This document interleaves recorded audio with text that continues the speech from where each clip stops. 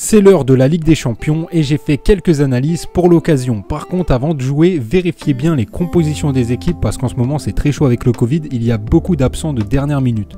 On ne perd pas de temps et on commence avec le Lokomotiv Moscou qui doit recevoir l'Atlético. Les visiteurs sont favoris avec un Félix plutôt en forme qui porte cette équipe vers l'avant. Ils font un très bon début de saison en championnat, bien que les matchs de coupe soient différents, ils sont certainement en confiance et ça peut jouer aussi pour ce match.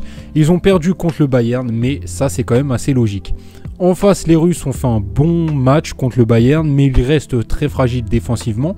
Il y a un écart de niveau entre les deux équipes et l'Atlético devrait quand même s'imposer. Cependant, le nul est quand même possible. On sait que les visiteurs, c'est pas une équipe très offensive, donc je pense qu'il faut quand même faire attention. Pour moi, ça serait une victoire de l'Atlético avec une petite retenue quand même, car je pense qu'ils peuvent se faire accrocher. Deuxième match entre le Shakhtar et le Borussia. Ici, il y a une surprise qui est clairement possible. Les Ukrainiens, c'est la petite surprise de cette poule et je pense qu'ils peuvent embêter les Allemands.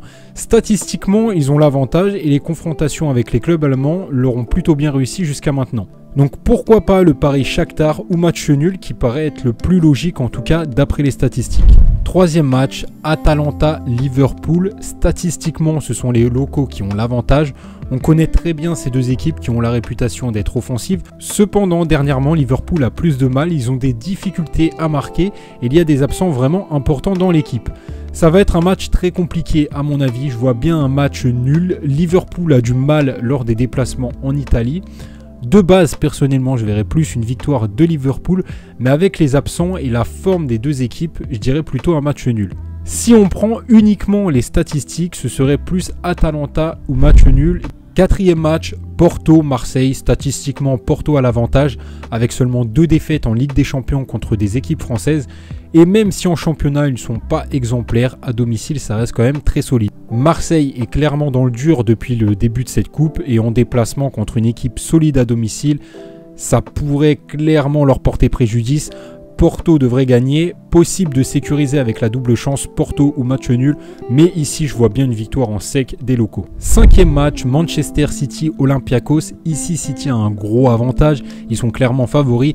Cependant j'ai peur qu'ils fassent tourner sur ce match, donc faites très attention à la composition. Mais même avec une équipe B, je serais quand même surpris de ne pas voir City gagner, même si ça serait une petite victoire.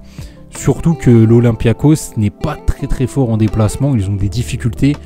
Donc bon, normalement, logiquement, victoire de City, mais à éviter en cas de remaniement de l'équipe. Sixième match, et là je suis un petit peu déçu, je viens d'apprendre que l'Ajax a énormément d'absents. Je voulais jouer dessus, mais malheureusement, avec tous ces absents à cause du Covid, je ne pense pas que ça va être possible.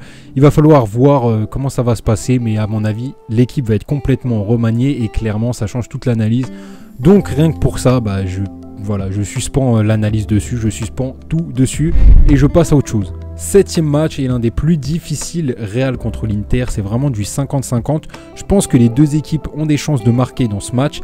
Le Real a un petit peu plus de chance du fait d'être à domicile et que l'entraîneur de l'Inter a un petit peu de mal en Ligue des Champions en général. Cependant, statistiquement, c'est l'Inter qui a un très léger avantage, c'est pour ça que je dis que c'est du 50-50.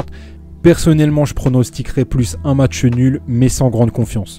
Dernier match, Salzbourg contre le Bayern. Normalement, le Bayern devrait gagner.